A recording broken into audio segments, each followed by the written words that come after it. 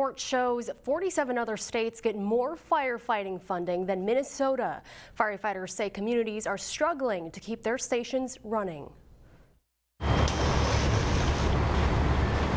With years of fighting fires and saving lives, firefighters are now sounding the alarm on something maybe they should have a long time ago. You know, economy hasn't stood still for the last 50 years, but the funding for firefighters hasn't really changed a whole lot. The latest report by both the Minnesota State Fire Chiefs and Fire Department Associations says Minnesota ranks 48th in statewide funding.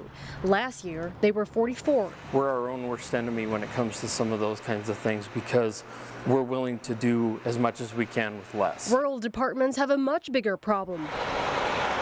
Most of the time, they rely on small community fundraisers. Rosenblum says over the years, several departments were forced to shut down. So things break, they aren't always planned for, and sometimes you can't raise, funds quick enough to fix what needs fixing.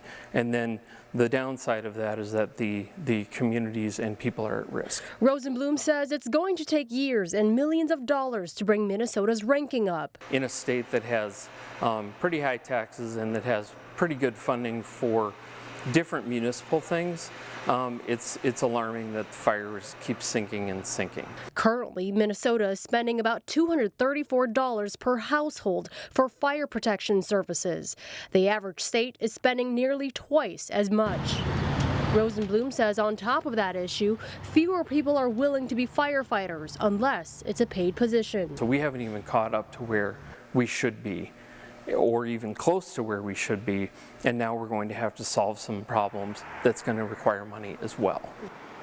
Both Minnesota fire associations are working together to get more funding in 2020. Meanwhile, Brooklyn Park is adding 9 full-time firefighters to the budget. It's part of a significant model change the fire chief began implementing last spring. Brooklyn Park is in the process of doing away with paid on-call firefighters and going to a department that is strictly full-time. Chief John Cunningham initially said the switch to full-time would not add any immediate extra costs. Under the budget the City Council approved, the city will add about $800,000 to the city's fire department budget next year. Cunningham says the change to full-time will eventually allow the city to man the East Fire Station, which has been unstaffed for nearly 3 years. About 200 years ago, a group of early American settlers hopped in wagons and made a 2,000-mile journey from the Missouri River Valley to the state of Oregon. Their route became known as the Oregon Trail. That journey later became an iconic video game with a direct connection to the city of Crystal. Here's Delane Cleveland.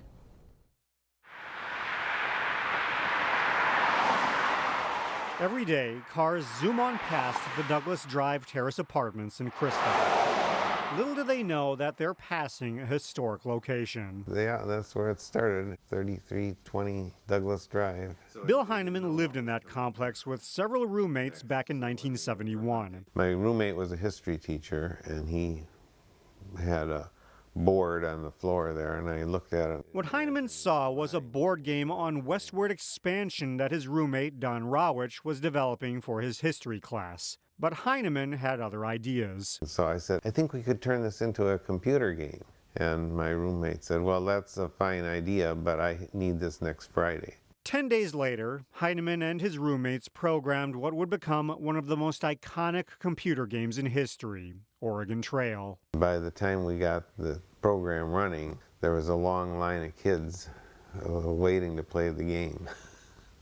Every spare moment of the day. The game clearly struck a chord, as kids would attempt to make the 2,000-mile journey from Missouri to Oregon while trying not to die of dysentery. I thought at the time that we had something that would be successful, but I imagined it being successful for only a few years and then it fading away as other things came up that were better. Instead, the game endured.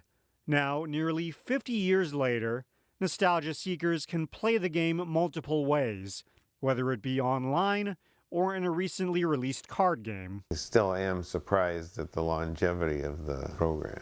Despite that longevity, Heineman says he never received a dime from the game he helped create. Several years after developing the game, co-creator Don Rowich got a job with the Minnesota Educational Computing Consortium. While there, he uploaded Oregon Trail to the company's network so that schools could access it. By doing so, the game became the company's property. But in the end, it wasn't about the money. I guess I've always tried to make school fun. Instead, it was about educating kids. And it all started inside an apartment in Crystal.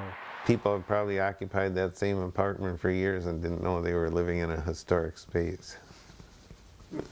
These days, Bill Heineman lives in West St. Paul, where he helps coach chess at several different schools. Pafua? Thank you, Delane. In this season of giving, we wanted to show you one way people in Maple Grove came together to give. Check out this time-lapse video that the Maple Grove Lions and Maple Grove Fire Relief Association shared with us. Last week, they moved the fire trucks out of the firehouse and moved in the $25,000 worth of groceries they purchased from Cub Foods. Then volunteers from area churches assembled the baskets and loaded them up to deliver to families in need.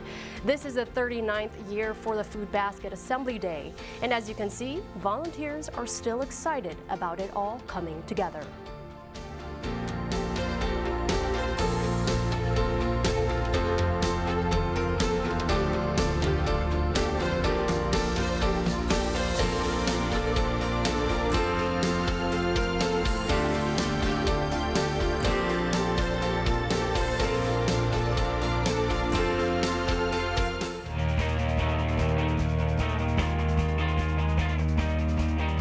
The Wayzata Wrestling team is set for a strong season. The Trojans are ranked 8th and have 3 big tournaments coming up.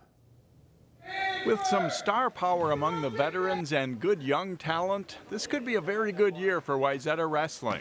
The team's looking pretty good overall. We're having some young guys with some success. They've been in the varsity, some new guys who've never wrestled varsity before, getting good quality wins already, but team as a whole is looking good. We're working really hard. This year we're much more, I think, conditioned.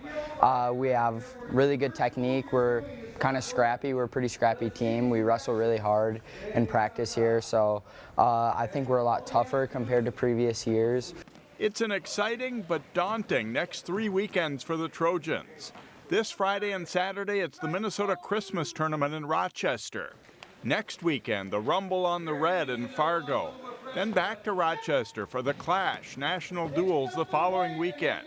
The schedule is set up that the next 3 weeks, probably nobody's undefeated after this next 3 weeks. If anybody on our team is undefeated, you know we've got a real contender for the state title. So we're looking for losses. We're looking for the hardest matches possible, middle of the season. Why not? Team-wise, ultimately it will come down to can Wayzata match up with perennial power St. Michael Albertville in Section 5 3A. It's one of our highest goals as a team is to knock them off, and it's going to be a fun duel. They have a lot of really good guys, a great culture over there, and that's what we're trying to build over here and try and make it a much more competitive duel. They'll take some lumps the next 3 weekends, but it'll make Wayzata better in the long run. We also have some great girls basketball in the area this winter with 4 local squads ranked in the top 10 in Class 4A. 2 of them met this week as 4th-ranked Park Center hosted 2nd-ranked Wayzata. Park Center junior Adalia McKenzie averaging 31 a game coming in. Mara Braun with a nice pass to Jenna Johnson for Trojan soup in the first half. McKenzie on the move, and she dashes in and scores here for the Pirates. And Kayla Cox kicks it out to Lauren Frost for the 3-pointer. Park Center is up 31-30 at halftime. Wayzata starts the second half strong though. Nice passing, and Johnson finishes strong underneath. Tanae Griffin runs the break for Park Center and threads the pass to McKenzie for the basket. It's 40-36 Pirates. Wayzata goes on a run though. Annika Stewart's jump shot puts her team up 51-47. But then the Pirates rally. Frost nails another big 3-pointer to put Park Center up by 1. The Pirates go on to win 71-62, handing Wayzata its first loss of the season. Despite 2 early season losses, the Hopkins boys basketball team was up to the challenge of taking on one of the state's best earlier this week. Minnehaha Academy, the top-ranked team in Class 3A, came to the Lindbergh Center, but the Redhawks were without junior center Chet Holmgren out with an injury. But Jalen Suggs does play for Minnehaha, one of the nation's top players, His three-pointer puts Minnehaha up by 6 in the first half. Jalen Tremmel with a steal here for the Royals. He goes in for a dunk and provides a much-needed spark off the bench, scoring 16.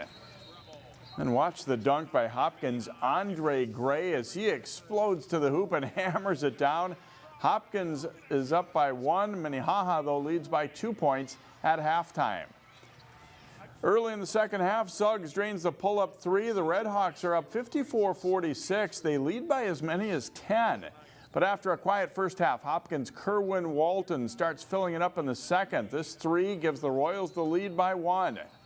Watch this one. Walton behind the back, and he finishes with the dunk. He scores 27 of his 29 after halftime. Suggs adds a highlight reel-worthy dunk of his own as he'll drive it on the baseline. He scores 41 in the game, and the teams go to overtime.